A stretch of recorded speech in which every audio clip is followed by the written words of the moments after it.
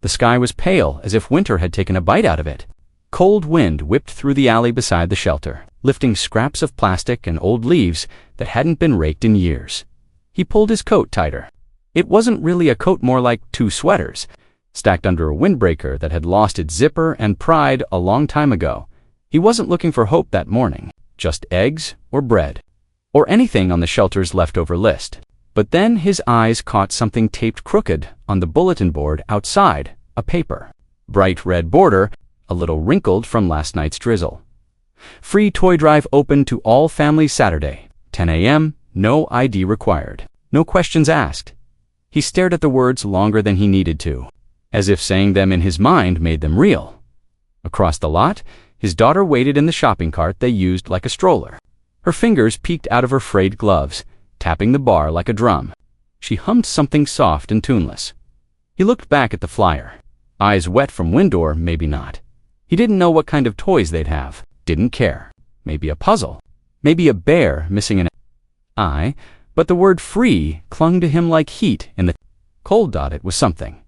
He peeled the paper carefully from the board and folded it into his back pocket like a treasure map. She doesn't know, he whispered, half to himself. She doesn't know it's all I can give this year.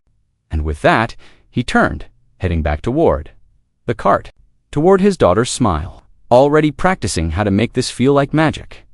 The garage was quiet except for the tiny click of a spoon tapping against a metal bowl.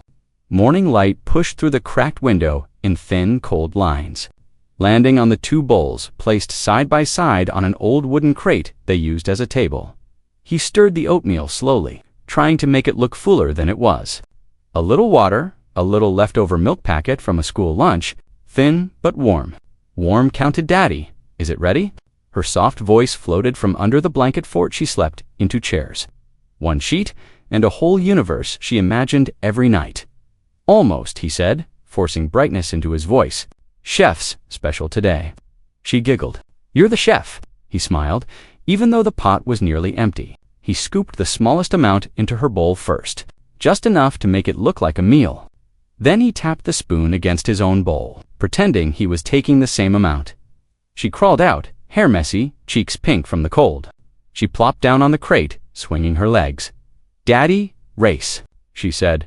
You always lose. He nodded. I always do. They both lifted their spoons. She took a big bite. He took a tiny one, letting hunger sting the back of his throat. Daddy, mine tastes better than yours, she said with a grin. He chuckled. Of course it does. Yours has extra magic. She leaned forward and whispered, You can have some of mine if you want. He shook his head gently. You finish it, princess? I'm not hungry yet, but she studied his bowl anyway. Her eyes narrowed, a little detective learning the world too early. Why is your bowl always so empty? He hesitated. She giggled before he had to answer. Oh, it's the game again. The daddy pretends to eat slow game. He nodded, swallowing the ache in his throat. She thinks it's a game, he told himself. I pretend it is. The sun had long dipped behind the rows of rusted garages, leaving behind a thin blue dusk that settled like fog. Inside their little Unitunit 6B, with the creaky door and cement floor, he clicked off the battery. Lantern to save what charge was left, darkness filled the room like water. Then, slowly, it began to glow. Tiny paper stars cut from grocery bags and taped above their heads caught what was left of the moonlight. She'd made them herself, each one uneven, each one placed exactly where she imagined the sky should be. See, Daddy, she whispered, lying on the mattress. Now it's bedtime for the sky, too. He lay beside her, careful not to shift too much. The springs squeaked even under his breath. Do you think Santa sees everyone? She asked, fingers tracing a star. Santa sees everyone who believes, he replied softly. She nodded. But then her voice dropped lower, like it carried something heavy. Even if their windows are cracked. Even if the lights don't work. He turned toward her, barely able to see her face in the glow. Even then, he said, silence stretched between them. The good kind. The kind where neither had to pretend. She curled into him, small hands pressed against his chest. Then maybe this year.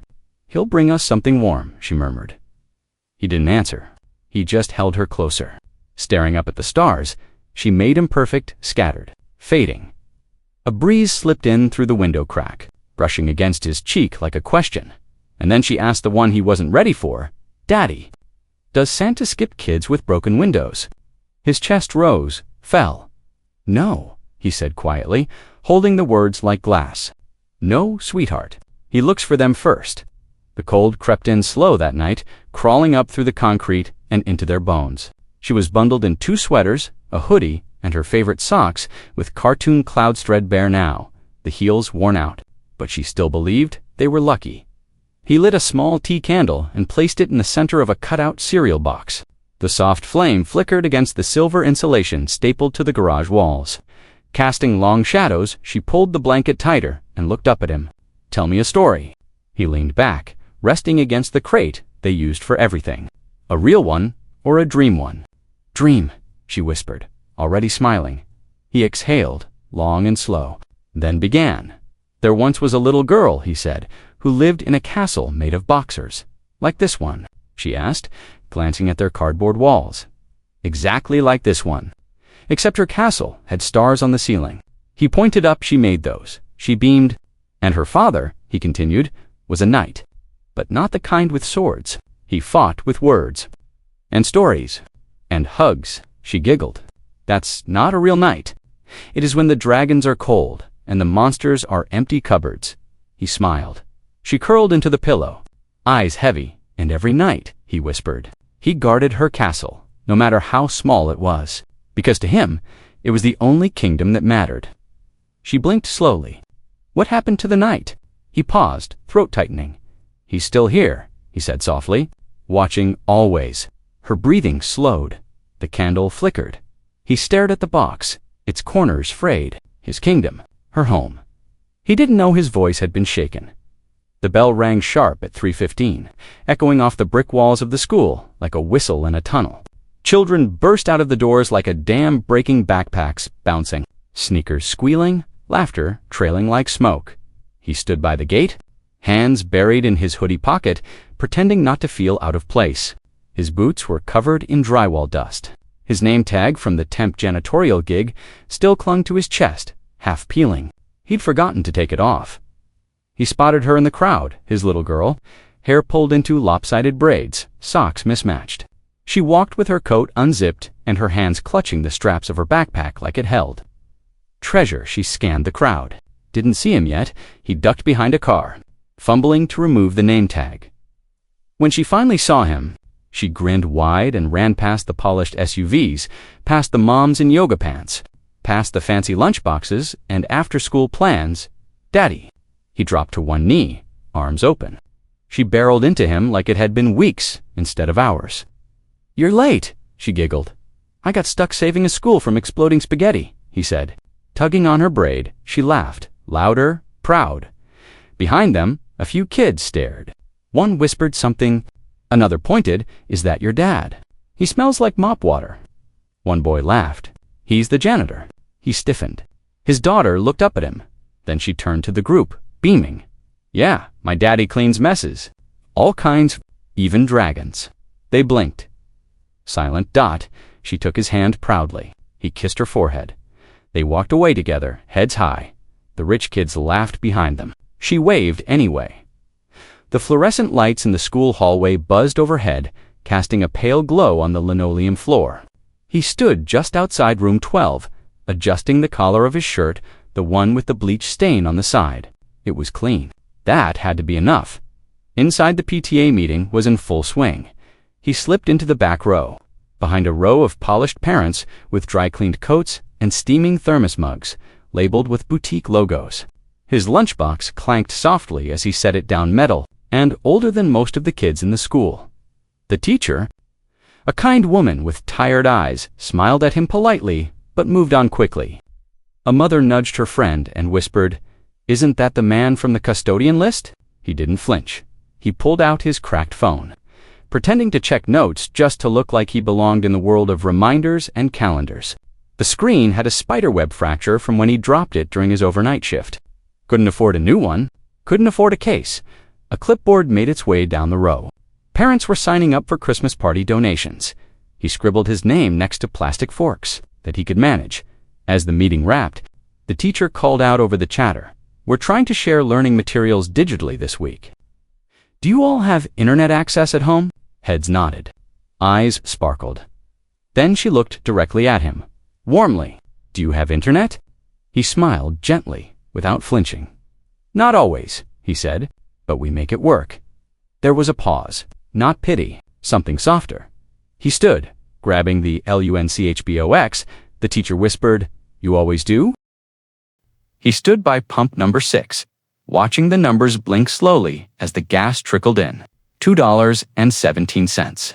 Just enough to get her to school and him to work, maybe back. Maybe not. Cold air slipped beneath his sleeves as he rubbed his hands together and blew warm breath into his fists. He glanced through the gas station window. She was inside.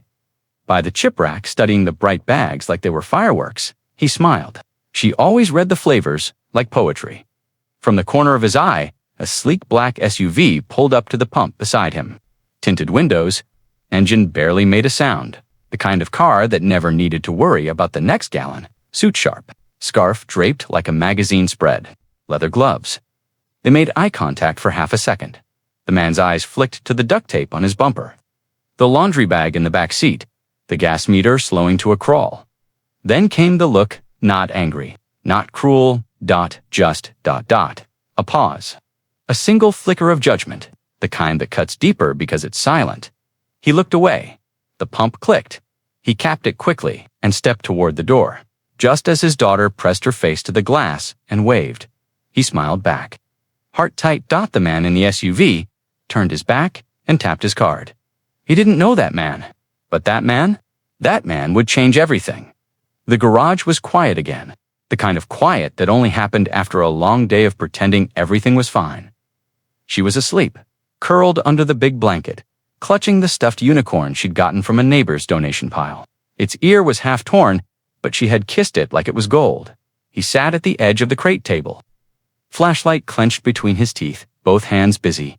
Her black school shoes sat in his laps, peeling at the edges, soles flapping like tired mouths. He held a toothbrush in one hand and a bowl of warm water mixed with leftover dish soap in the other. Scrub. His fingers were red and rough. The toothbrush bristles were worn down to half their length. But he kept going. He dipped a rag into the water, smoothing the leather like it still mattered. Like the right pair of shoes could make her feel just like them, those girls at the front of the line, with their sparkly backpacks and matching barrettes. He didn't know if it would matter, but he needed it too. The laces were frayed, so he braided them tighter. Knotting the ends like a promise, he dried the shoes with the hem of his shirt and set them gently by the mattress facing forward. Ready for the morning, he kissed her forehead. She stirred, eyes still closed. "You fixed them?" she whispered sleepily. "Like new," he whispered back. She smiled. "You're my hero." His breath caught. He turned away before the warmth in his chest could break loose in his eyes. She drifted off again. She whispered, "You're my hero." And he flinched. The line stretched like a ribbon across the frost-covered sidewalk, mothers with strollers, fathers holding tiny hands, grandparents wrapped in old coats. Everyone waited with something like hope in their eyes, something rare, fragile. He held her hand tightly, their breath visible in the morning chill. She wore her polished black shoes, the ones he'd cleaned with a toothbrush just hours ago. She looked down at them often, proud. The community center was decorated with paper snowflakes taped to the glass doors. Inside, through the fogged windows, twinkling lights danced over folding tables stacked with secondhand toys.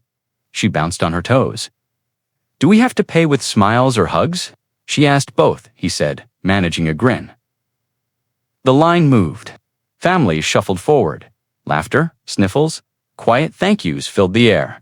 Someone handed out cocoa in small foam cups. She sipped it like it was made of stars. Closer now, he looked at the other kids, some with shiny boots, new scarves, loud giggles, and the parents, some avoiding eye contact, some scanning others with that same flicker he saw at the gas station. He straightened his shoulders, pulled her coat tighter. When they reached the front, a volunteer beamed at them. "Pick any one toy," she said gently. The little girl looked up at him. Her eyes were wide, unsure. Then she leaned in close, her voice barely above a breath. "Daddy, do I have to pretend we're rich?" He bent down, forehead against hers. "No," he whispered. "Today, you just have to be happy." She nodded and stepped into the room like it was made of magic. He stood by the wall, watching her move from table to table, her fingers hovering over stuffed animals, puzzles, dolls with tangled hair. She didn't rush. She studied each one like it was rare dot outside. A deep engine purred, the kind of car that didn't cough when it stopped. A luxury SUV, all black doors, smooth as mirrors. From it stepped a boy in a wool coat, to clean for this kind of place. A scarf draped perfectly across his chest. Shiny brown shoes that didn't touch mud. He didn't walk. He glided. The volunteer at the door smiled wide. "Welcome, Mr. Carson." And then the whispers started. "That's the CEO's kid. He goes to that private academy. He doesn't need a toy." But no one said it loud. The boy moved through the room like he'd been here before, like he owned it, like even the toys might stand straighter for him. Dad watched from a distance, suddenly too aware of his frayed cuffs, his patched jeans, his posture that leaned forward from years of carrying more than he could say. His daughter didn't notice. She waved at him with a tiny doll in her hand. He smiled back, but his eyes drifted back to the boy. That boy. Golden hair, expensive gloves, eyes that missed nothing. And for a strange second, the boy looked right at him, not through him. At him. Then turned away. The dad's hands curled into his sleeves. He looked down at his own boots, worn wet, too small. Then at the boy's shoes, shined Italian leather. They cost more than their rent. Inside the warm, humming hall, folding tables groaned under the weight of toy-stacked dolls, puzzles with missing pieces, trucks that had seen better days. The air smelled like peppermint and cardboard. She stood still, eyes big, fingers twitching at her sides. "Go on," he whispered behind her. Gently nudging her forward, kids swarmed the tables, grabbing the biggest boxers, first plastic castles, stuffed giraffes, action heroes in plastic armor. Laughter echoed, paper crinkled. She walked past them, past the light-up pony with flashing hooves, past the pink scooter, missing a handle. Then she stopped. On the corner of the last table sat a small bear, brown, one eye missing, a bow around its neck, frayed and faded. She picked it up gently, held it to her cheek. He stepped closer. "Sweetheart, you can choose any toy here, any size." "I know," she said. He waited. "But this one looks like someone forgot it, like it's been waiting." He swallowed hard. "You're sure?" She nodded. "The big ones can go to kids with no toys. I have you. And now him." She held the bear tighter. He knelt beside her. The volunteer at the table watched quietly, her smile softening. "You've got a good heart," the woman said. The little girl turned to her dad. "Do you think he needs a name?" He nodded. "Definitely." She looked down at the bear. "I'll call him Lucky," she said. He smiled, blinking fast. Then she added softly, "Because I feel lucky." He looked at her, standing there in secondhand shoes, holding a forgotten bear, smiling like it was all she ever wanted. She said, "Other kids might need the big ones." He stepped back, letting another family pass. The room had grown crowded now, coats, brushing coats, laughter overlapping, little feet racing between legs. The warmth inside was dizzying compared to the cold they'd come from. His daughter clutched her new bear proudly, the tag still hanging by a thread. She waved to him from across the hall, her smile loud in the sea of chatter. He smiled back and turned fast. His shoulder struck someone sharply. A hot splash of cocoa spilled onto the floor. "Oh, sorry," he stammered, reaching down for the napkin he didn't have. The man he bumped barely moved. Clean black coat, impeccable shoes, scarf like a ribbon of wealth. It was the CEO, tall, stern, unbothery. The man glanced down, more annoyed at the mess than the man who made it. He didn't recognize him. "Not yet. No harm," the CEO muttered. But there was something sharp behind the calm, the kind of tone people used when they wanted you to disappear. He nodded quickly. "Didn't see you, sir." Their eyes met just briefly. Something lingered. Not memory. Not yet just distance. The CEO turned to his son, who had just picked up a large drone from the table. "Did you thank the staff?" The boy shrugged. "Not yet." He followed his father, leaving the spilled cocoa behind. The dad stood frozen, shoulders tense. No one helped clean the mess. He crouched down with a napkin from his coat pocket, dabbed it quietly. From across the room, His daughter kept watching Bear in her hands, smile softening. The CEO didn't recognize him yet. The chatter in the toy room swirled like snowflakes light, joyful, chaotic. But in the center of it, still as stone, stood the boy, the golden-haired one, the one in the crisp coat. Still clutching the shiny new drone, his gaze swept the room once more, and then it stopped. Stopped on him, the janitor. The man in the corner with tired eyes and too-thin gloves. The man still crouched by the cocoa spill, blotting the floor with quiet dignity. The boy's eyebrows lifted. Then his voice loud, sure, clear-cut through the room like a bell. That's him. Every sound died. The wrapping paper crinkles. The soft hum of Christmas music from a tinny speaker. All of it stopped. Heads turned. Children froze. Volunteers paused with armfuls of toys. Parents leaned forward, curiosity thick on their faces. Even the CEO halted his hand on his son's shoulder. "What are you talking about?" the father asked, eyes narrowing. He just pointed straight at him. "That's him," he said again, softer this time, but with certainty. The dad rose slowly, heart thudding. His daughter looked at him with wide, confused eyes. Someone whispered, "What's going on?" He looked around the room, suddenly visible. Every face aimed at him like he'd been lit by a spotlight. He didn't ask for. Even his daughter was looking at him now like she wasn't sure what to feel. He stepped back instinctively. Hands raised, he hadn't done anything wrong. Not today, even his daughters. The toy room faded away, swallowed by the weight of the boy's words. That's him. And just like that, he was back there 6 months ago. Same man, different eyes. He sat in a glass-walled conference room with a resume folded too many times and shoes polished with dish soap. A woman in a navy blazer skimmed the papers. A man in a silk tie tapped his pen. Unimpressed, he had worn his best shirt that day. The collar still held a faint crease from the hanger at the shelter donation closet. "Mr. Colt," the woman began. "You have quite the resume." "Thank you," he said. "I used to be in management. Then I stepped away. To raise my daughter," the man smirked. "And now you're applying. To mop floors." He nodded once. "I just need a way back in." There was a pause. The kind that means no, but hasn't said it yet. "You're overqualified," the woman said gently. "You've led teams, built systems. This job isn't that." "I don't need it to be," he replied. Another silence. "Thank you for coming in," the man said, standing already. The interview ended there. No handshake. No callback. Later that day. He bought dinner with the last 20 in his wallet, ramen, and 2 apples. She'd called it a feast. Now, standing in a toy room months later, every eye still on him. The boy's voice echoed in his head. He was too overqualified. To mop floors, the silence in the room cracked like thin ice. The CEO looked down at his son. "What do you mean? That's him." The boy didn't blink. "At the mall," he said. "Remember?" That day with the older kids. He helped me. A ripple of confusion spread across the room. The man stepped forward slowly, still unsure if this was a misunderstanding or something worse. "I think you've got the wrong person," he said calmly. But the boy shook his head. "No," he said. "It was him. I know it." The room held its breath. "I was alone," the boy continued, voice steady now. 3 bigger kids cornered me outside the food court. I dropped my backpack. They started shoving. People watched, but didn't do anything. He turned toward the man, "Except you." The dad's brow furrowed. "You walked up with a mop bucket," the boy went on. "Told them you were a mall janitor. Said security was coming. They ran." It started to come back, blurry, faint. A moment he hadn't thought twice about.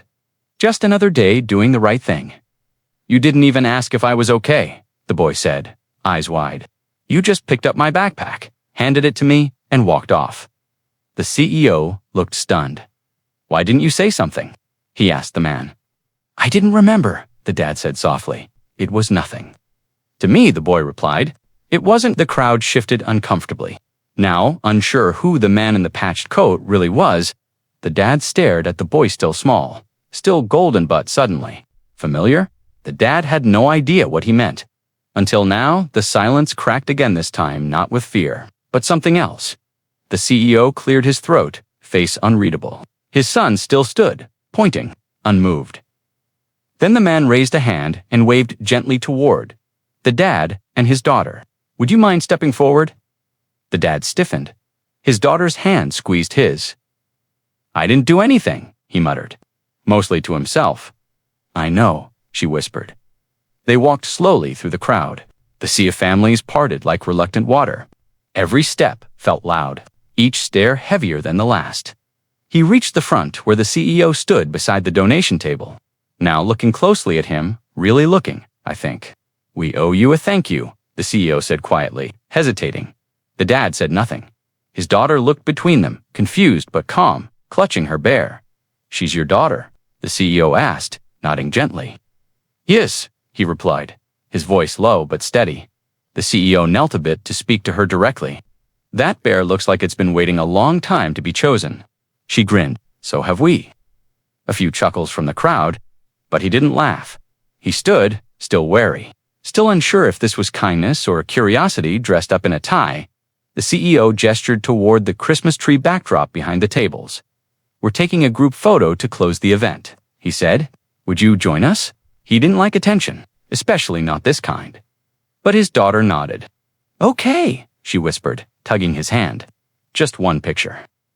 So he followed her forward, toward the lights, toward the eyes, toward something he couldn't quite name. The lights above the donation tables flickered slightly, casting warm yellow over red bows and fake snow. Volunteers rearranged toys to make space.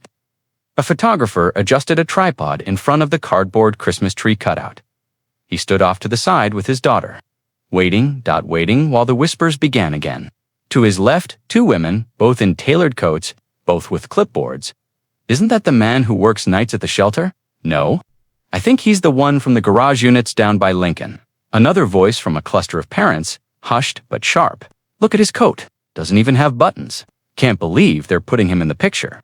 Optics. He kept his back straight, but his ears burned. His daughter leaned against him, unaware. She brushed the bear's fur with her fingers and looked up at the lights like she belonged there. He envied that.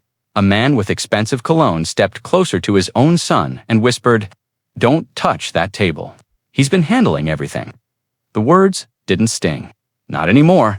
Not really. But they settled into his bones like cold air through a cracked window. He took a deep breath, let it go. "Just a few more minutes," the photographer called. "Let's group up." The CEO motioned to them again. Smiling for the cameras now, he lifted his daughter up so she could be seen in the photo. One woman in pearls whispered, "Just loud enough. That's the garage, Dad." He heard it. But he focused on his daughter's smile, because she didn't. The camera flashed once. Then again, behind them stood a cardboard fireplace with stockings cut from construction paper. A plastic Christmas tree shimmered with donated ornaments and twinkling lights that flickered unevenly. Some blinked. Some didn't. She stood in the center of it, all his daughter tiny bear in one hand, the other gripping the sleeve of his coat. Her shoes, still polished from the night before, caught the light. Not new, but loved. Her cheeks were red from the cold, but she glowed. He stood beside her, stiff at first, unsure what to do with his hands. They were rough and cracked, and he didn't want to look out of place. The photographer guided them gently. "Look proud." He didn't need to pretend. He did. Next to them stood the CEO and his son, perfectly composed. The boy gave a slight nod, toward him acknowledgement, not apology. 1, 2, 3, click, flash. The photo captured more than faces. It froze dignity beside privilege, hope beside memory, and her grinning so wide it looked like sunlight on her face. The photographer smiled. "That's a good one." He stepped away after the click, like exhaling from something heavy. His daughter stayed close. "You smiled a little," she teased. He shrugged. "You smiled enough for both of us." She looked up at the tree, then back at the camera. "Do we get a copy?" "I think we just made our own," he said quietly. And still, he couldn't smile, because she smiled with her whole heart. But he couldn't. The wind bit harder outside than it had in the morning. Afternoon light had dulled into a silvery haze as families trickled out of the community center. Toys in hand, children skipping beside tired parents. He pulled her coat tighter. The zipper stuck halfway again. Her new bear, poked out of her backpack like it had always belonged there, should be able to catch the 63 bus, he said, adjusting the strap on his shoulder, but before they could step off the curb, a sleek black SUV pulled alongside them. The back window rolled down with a soft mechanical hum. The CEO leaned out. "Let us drop you home." He blinked. "No thank you." "Where it's no trouble," the man insisted. "The storm's coming early." "I'd feel better." She tugged on his hand. "Daddy, can we ride in the spaceship?" He turned to her, "It's just a car, baby. It has lights inside," she whispered. Like the ones in movies. He looked up at the CEO, whose face didn't carry pity, just something unreadable. Hesitation, maybe guilt. "All right," he said finally. "Just a ride." They climbed in. Warmth wrapped around them, instantly soft seats, quiet hum. That faint scent of something expensive. "It has heated glass," she whispered. Odd, he sat straight, unsure where to rest his hands, feeling out of place in every inch of leather. But beside him, she giggled softly. "Daddy," she whispered, tapping his arm. "We're in a spaceship." And for a moment, he let himself believe it. The SUV pulled into the alley with a hum far too elegant for the neighborhood, flickering a row of low garage units, half of them padlocked. The others held shut with prayer and rusted chains. Unit 6B, he stepped out first, immediately shrinking into the cold air. The sudden absence of warmth stung his face. He turned to help her down from the seat. She hopped out gently, still clutching her bear. The SUV's lights made their little metal door glow like a secret. The CEO stepped out, his polished shoes crunching on gravel. "This is where you live?" he asked, quiet. There was no judgment in his voice this time, only pause. "Yes," the dad replied simply. He reached for the padlock and slipped it open. The door groaned as it lifted Dot inside. One mattress, 2 folding chairs, a crate with cracked dishes, a heater buzzing faintly in the corner like it was breathing its last. Paper stars on the ceiling, a makeshift curtain separating the sleeping space from a bucket and basin. The girl ran ahead. "Lucky," she called to the bear. "We're home." She dropped her backpack by the mattress and began laying out her drawings. He didn't look at the CEO. He didn't need to. Silence fell between them. Heavy, but honest. The CEO looked inside, took in every detail. He didn't ask questions, didn't speak, just stood there, hands in his pockets. He didn't say anything, but his eyes said it all. The garage door groaned closed behind them. The SUV's red taillights vanished down the alley like a dream pulling away. Inside, the cold crept back in without apology. The silence was familiar, but different, now thicker. Strange. He set her backpack down beside the mattress. She ran to her drawings, laying them out in a careful line. "Lucky needs to learn them," she said, setting the bear beside each one like a student in class. He smiled faintly, then turned back toward the door. There on the crate by the wall, an envelope, cream-colored, heavy paper. No name on it, just resting, like it had always belonged there. He hadn't seen the CEO drop it. He picked it up, turning it over in his hands. No seal, no handwriting, just quiet weight. He didn't open it. Not yet. His daughter looked up. "What's that?" "Not sure," he said. "Is it from the man?" "Maybe." She leaned her head. "Is it a letter or a magic?" He chuckled. "Probably neither." But something in his chest didn't laugh. He set it down carefully on the crate beside a cup of melted snow and a pack of crackers. He stared at it. A whisper in his head said, "Don't trust it." Another said, "You might need it." He didn't move, didn't open it. Not yet. Because some things change everything, even before you know what they are, and this envelope felt like one of them.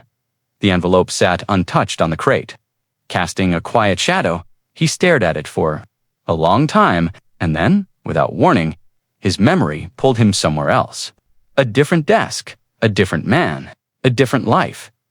He sat in a real office, once corner unit, windows tall enough to see the skyline, mahogany desk, company laptop, coffee still warm in the mug. In his hands, the letter. He read it again, slowly, like he could still change the words. "To whom it may concern, I am resigning from my position as senior project lead, effective immediately."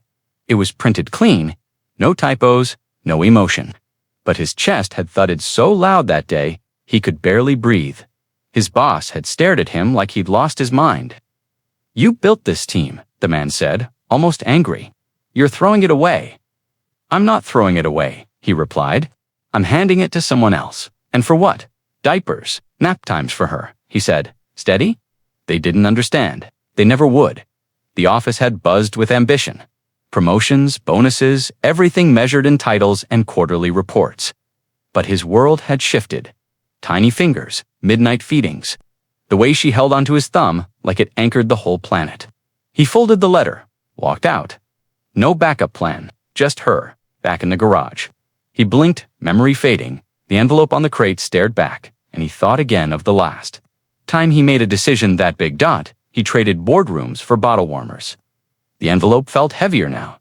He sat down on the mattress, his daughter still asleep beside her. Drawings one arm slung over her stuffed bear like she was guarding a kingdom. He picked it up again, slowly peeled the flap open. Inside, a folded page, printed, clean. Corporate. He unfolded it, hand steady, breath not. Dear Mr. Cole, we would like to extend an offer of employment within our facilities team at Crestpoint Enterprises. Facilities, janitorial services. He read the words twice, then a third time, $18 an hour, full-time, night shifts, uniform provided.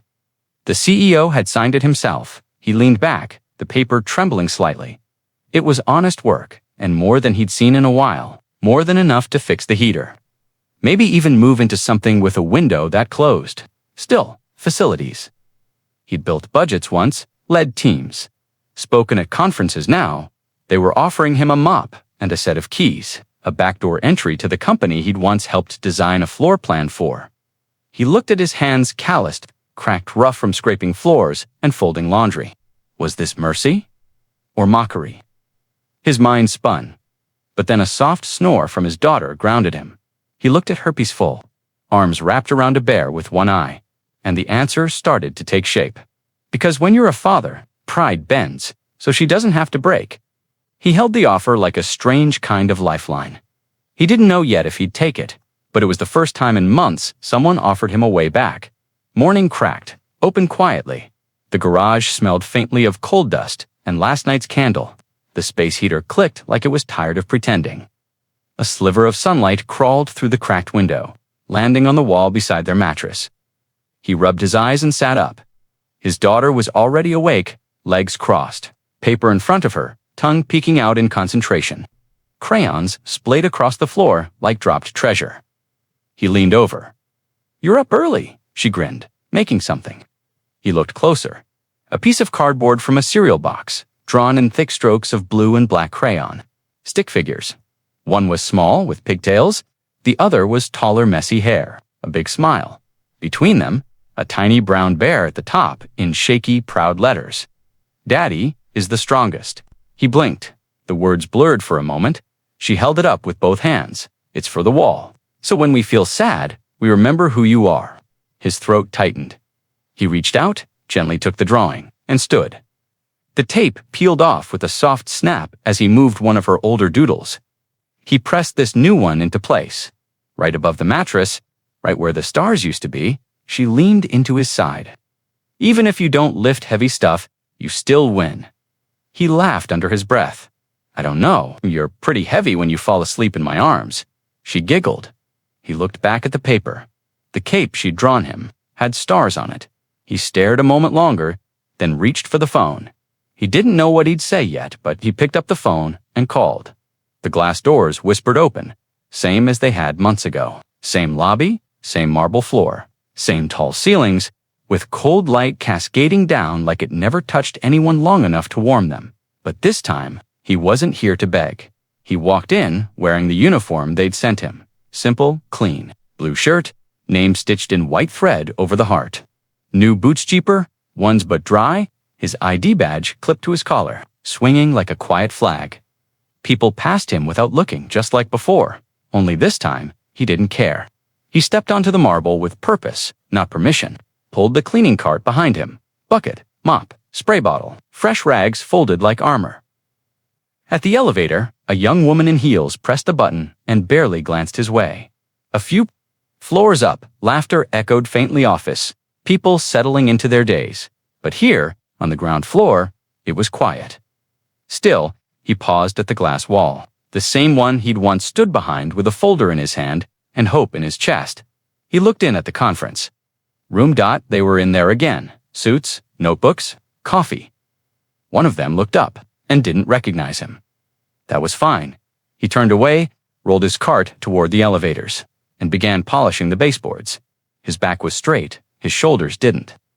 Slumped up because yes, he was here to clean floors, but he stood tall, and that mattered more than anyone would ever know. The break room buzzed with soft conversation and microwave hums. Plastic forks scraped against Tupperware lids, laughter circled one table near the vending machines, our folks trading weekend plans. The finance team sat in another corner, scrolling phones, sipping green smoothies. He entered quietly, pushing his cleaning cart against the wall.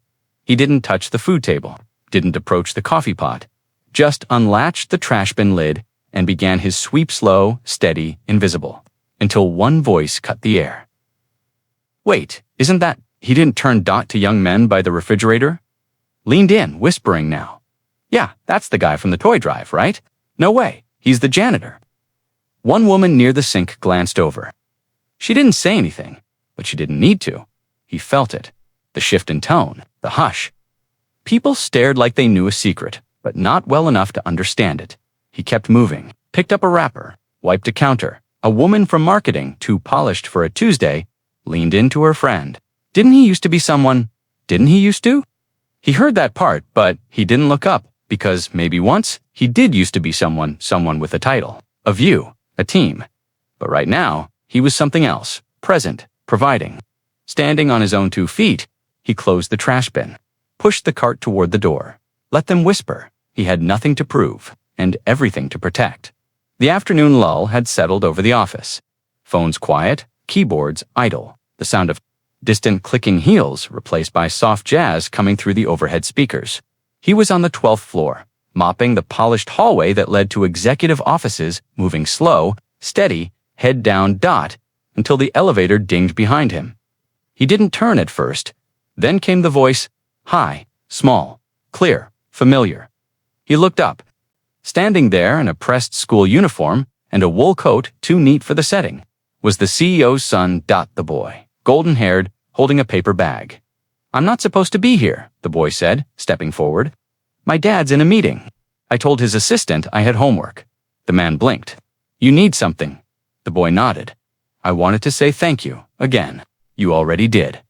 The boy shrugged, not properly. He held up the bag. It's lunch. My driver always packs too much. Figured maybe. The man hesitated, then took it slowly. Thanks. The boy looked down at the mop, then back at him. You're not just a janitor, are you? The man smiled faintly. Right now, I am. That doesn't mean that's all you are. They stood in silence for a beat awkward, but honest dot from behind the glass. The CEO appeared watching phone in hand, mid-step, frozen. He saw his son, saw the bag, saw the man. The moment passed quickly. The CEO turned away, but the man had seen him. The boy grinned and stepped back toward the elevator. I hope they know what they've got, he said. The doors closed, and the mop kept moving. The CEO watched from behind the glass wall, but this time, he didn't look away. The locker room behind the janitorial office was dim and narrow. Concrete walls, metal benches, a place meant to be passed through, not remembered. He stood at the sink, rinsing his hands after restocking the executive floor. The paper towel dispenser groaned as he dried off. That's when he heard it, I guess. You don't need a degree to clean up after people who have one. He turned. A man leaned against the doorway, mid-40s, button-up shirt, smirk carved into his face.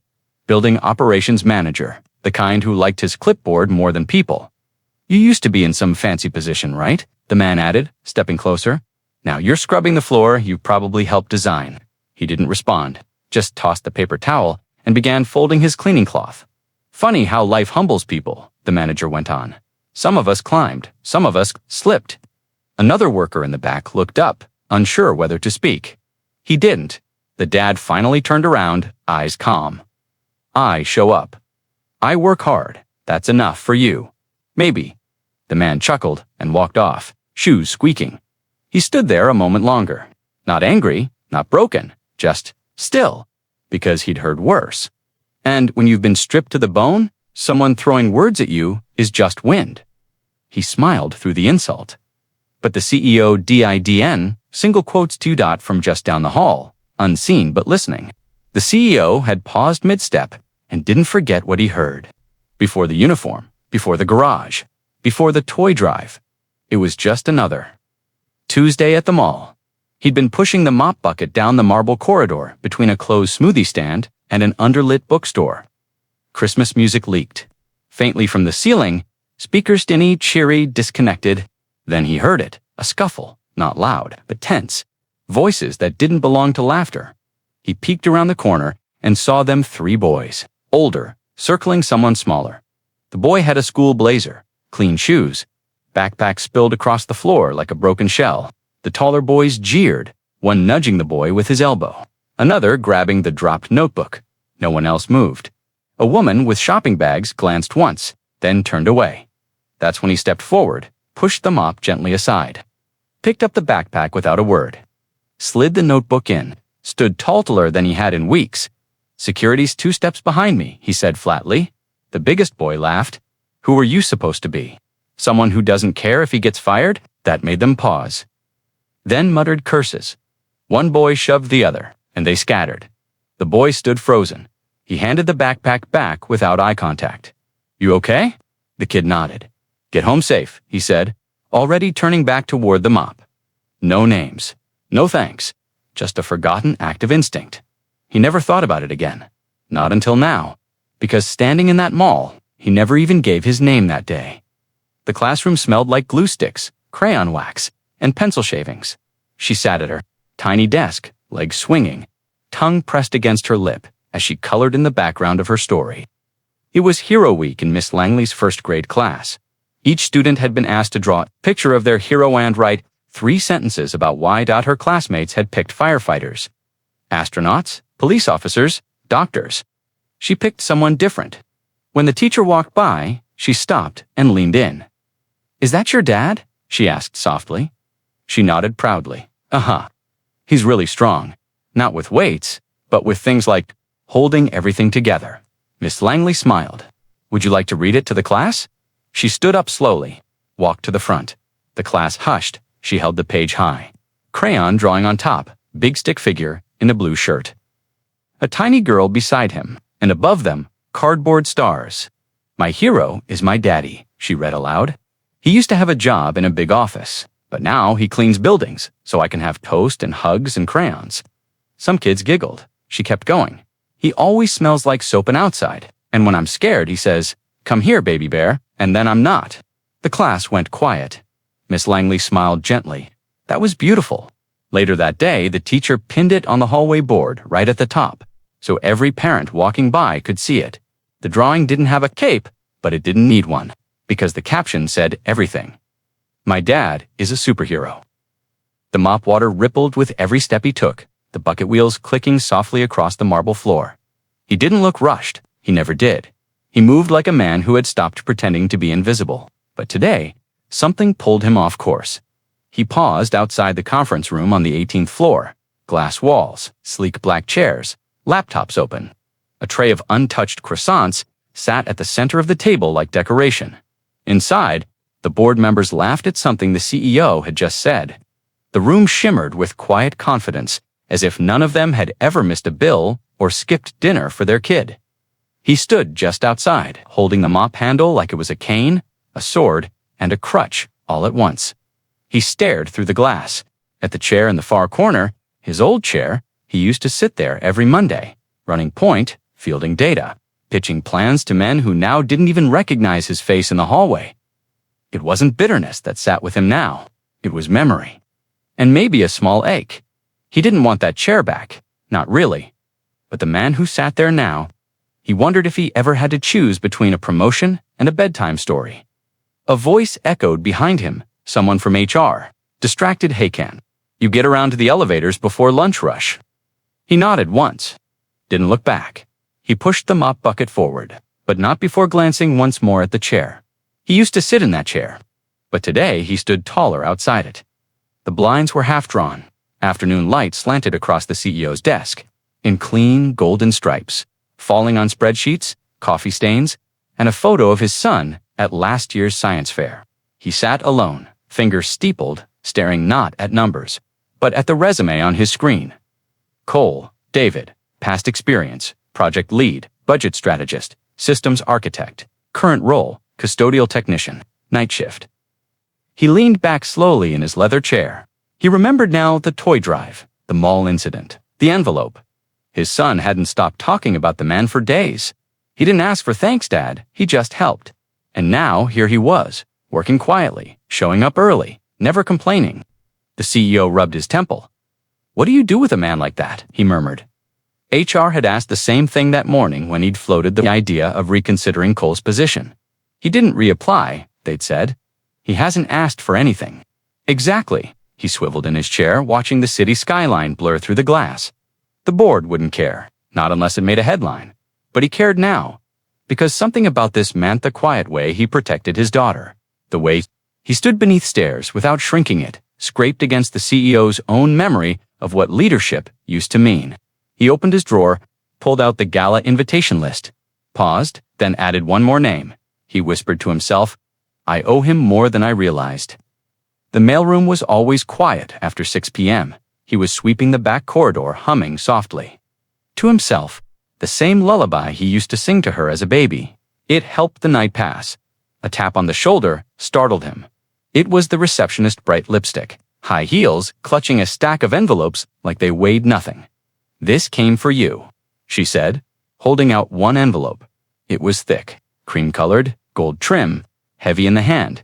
He took it carefully. "Thanks." She didn't wait for a reply, just turned and disappeared down the hallway. Heels clicking like punctuation. He stood there for a moment, staring at it. No name on the front, just a golden crest. He carried it back to the janitor's closet, sat on the overturned crate that served as a break chair, peeled it open. Inside, smooth cardstock, elegant script. "You are cordially invited to the Crest Point Annual Winter Gala. Formal attire required." His hands froze. Formal.gala. He chuckled under his breath, then laughed harder. In the corner sat his coat frayed at the sleeves, patched at the back, buttons mismatched. He didn't own a tux. He didn't even own a proper tie. What was this? A joke? A gesture? Or worse, pity? He stared at the invitation a little longer. He thought of her. She'd never been to a party, never seen him dance, never watched him walk into a room where people stood aside and made space. He folded the invitation, slid it into his shirt pocket. He didn't know what he'd say yet, but one thing was sure. He's never worn a tux, or even owned a tie. The mirror was cracked in the corner, its silver backing peeling at the edges, but it was the only one they had. He stood in front of it. Arms awkwardly held out to his sides as one of the shelter volunteers tugged at the cuffs of the borrowed suit.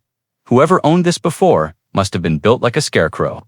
She muttered with a grin. Folding the sleeves just right, he glanced down at himself navy blue 2-button jacket, slightly faded, one button missing inside the lining.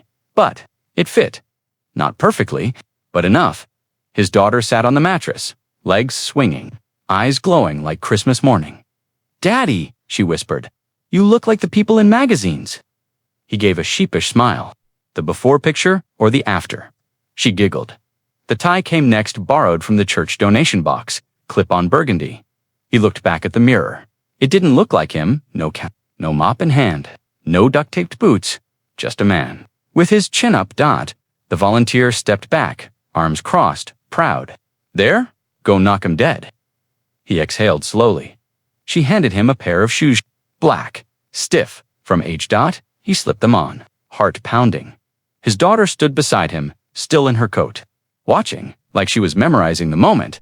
He looked at her, reflection in the mirror, then his own. And for the first time in years, even the mirror didn't recognize him. The ballroom shimmered. Crystal chandeliers spilled gold across polished floors. Waiters glided between clusters of laughter, carrying silver trays with things he couldn't pronounce. He stood near the entrance, daughter at his side, hand gripping his tightly. She wore a donated velvet dress, deep red, one size too big, pinned at the back with care. She looked up at the ceiling like it held stars. "Is this real?" she whispered. He nodded. "Feels like a dream." They didn't belong. At least, not in the way others thought. Eyes turned, quietly, some polite, some confused. He adjusted his tie and tried not to fidget. His hands missed the comfort of his mop handle. Then came the tap on the microphone. The CEO stood on stage. Tux sharp, voice warm. "Before we begin tonight's celebration, I'd like to acknowledge someone." A hush settled. Someone who reminded me, recently, that leadership isn't just about position, but about presence. Someone whose act of quiet bravery stayed with my family longer than they'll ever know. The room stiffened. Heads turned. He froze. The CEO looked directly at him. "David Cole, would you please join me?" A pulse of murmurs followed as he stepped forward, daughter's hand still in his dot. The CEO continued, voice steady. "This man once protected my son without knowing his name. He did it without reward, without hesitation, and he reminded me what integrity looks like without a suit." Without a title, David's chest rose slowly. Applause broke out, tentative. Then building. His daughter squeezed his hand and smiled. He didn't bow, he didn't wave, he just stood there, holding her hand, eyes glistening. Applause erupted, but he only looked at his daughter. The applause faded into soft murmurs and clinking glasses. David stood under the ballroom lights, hands trembling only slightly, daughter still at his side, anchoring him in the middle of a storm he never expected. The CEO stepped closer, voice no longer for the microphone, just for him. "You shouldn't be mopping floors," he said quietly. "It's honest work." "It is," the CEO nodded, "but you built systems. You solved crises. You led people." David glanced at the crowd. That man had a desk, not a daughter. The CEO studied him for a long moment, and now you've got both. He reached into his jacket pocket, pulled out a folded letter, handed it over without flourish. David unfolded it slowly. The title hit first: Senior Operations Advisor, Special Projects Division. Full benefits, remote flexibility. A salary that could lift them out of the garage for good. His lips parted, but no words came out. "I don't offer this out of guilt," the CEO said, "or charity. I offer it because I've watched you lead with more humility and grace, without a title than most of my boardroom ever has." David stared down at the paper, then at his daughter, whose eyes sparkled. Even though she didn't understand, he looked back at the man, who once didn't remember him, and nodded once, slow, certain. This time, the title matched the man. Sunlight slid through the blinds, like it had somewhere to be. A modest apartment now, 2 floors above ground, with windows that opened and shut without protest. Real curtains, a heater that hummed instead of gasped. David moved through the small kitchen, frying an egg with quiet grace. The scent of toast filled the air. His daughter sat at the little table near the window, drawing stars again, this time with colored pencils. Clean ones, new. He poured her juice and ruffled her hair. "You have 10 minutes, he said. She grinned. "I'm almost done with his cape." He peered over her shoulder, a stick figure in a tie. No mop. A little briefcase in one hand, his other holding hers. "You gave me hair this time," he said with a smirk. She giggled. "You've earned it." Outside, a used but working sedan waited in the lot. It had a heater. It had tires that weren't bald. It had enough gas to get them both where they needed to go. He slipped on his coat newish. The sleeves weren't frayed. His shoes didn't squeak. As they walked to the door, she tugged on his hand. "Daddy." "Yeah. Will the heater in the car always work now?" He looked down at her, bent slightly, kissed the top of her head. "Yeah, baby bear, always." She beamed and skipped toward the door. He stood still for a second, because some mornings sneak up on you, and some feel like proof you survived the others. The break room looked smaller now, same vending machine, same chipped table, same microwave that beeped too loudly, but something was different. David walked in not with a mop bucket, not with a rag tucked in his belt, but with a leather-bound notebook, slung under his arm like it belonged there. The conversations quieted when he entered. He nodded politely, head high, shoulders square. He wasn't here to prove anything. He just was. A few whispered hellos, one uncertain wave, and then, from the far end of the room, the operations manager, the same one who once smirked about life humbling people, stood up from his seat, clearing his throat. "Cole," he called out. David turned, voice calm. "Yeah?" The man scratched the back of his neck. "Listen, I heard about the new position. That's ... Good, you deserve it." A pause. I was out of line. Before David studied him for a moment, not cruelly, just measuring the weight of the words. "Thanks," he said, offering a small nod. "We all get things wrong sometimes." The manager nodded back, relieved. That was it. No handshake. No parade, just a quiet undoing of something bitter. He turned, poured himself a cup of coffee, and found a seat by the window. Behind him, the murmurs picked up again, this time different. Respect, not gossip. He took a sip, looked out the window, and smiled. He accepted it with grace, and forgot it by lunch.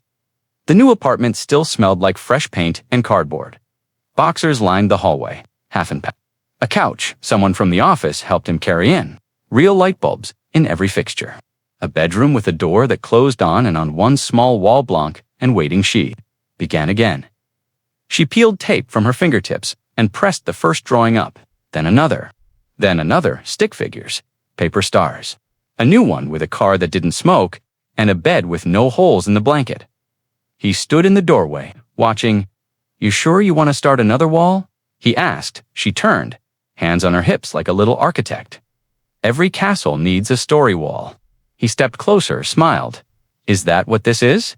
She nodded. "It's where we show what came before and what comes next." She reached into her backpack and pulled out one last folded paper, uncreased, colored bright bimini suit. Holding her hand, with a laptop in the other. Above him, the same words she'd once written on a cereal box. "Daddy, in a suit." She handed it to him. "You hang this one." He took it carefully. Hands gentler now, steadier. He pressed the tape down slowly, smoothed the corners, and stared at it. Not like a drawing, like a diploma, like proof, like home. They stood outside. Unit 6B one last time. The padlock hung open. The door creaked like it knew. He carried a box under one arm, her drawings, her shoes, the bear with one eye. She carried a small plastic bag of stars, folded carefully so they wouldn't bend. The garage was empty now. Mattress gone. Crate table gone. Heater unplugged. Quiet, hollow, stripped of the life they'd built inside it. But still, it felt like a whisper when they stepped in. The air held ghosts of warm nights and cold mornings. Of bedtime stories beside space heaters. Of dreams colored in crayon on peeling cardboard. She walked toward the wall. The ceiling still had the stars. She'd taped above their mattress. She looked up at them. Her face softened. He came beside her. "You want to take them down?" he asked. She shook her head. "No," she whispered. "They belong here." He nodded, didn't speak. Together, they stood under that paper sky one last time. The stars above them had faded, curled at the edges, but they still hung, like they were waiting for another child who needed magic in the dark. She reached into her pocket and pulled out a single new star, pressed it gently next to the others for the next kid, she said softly.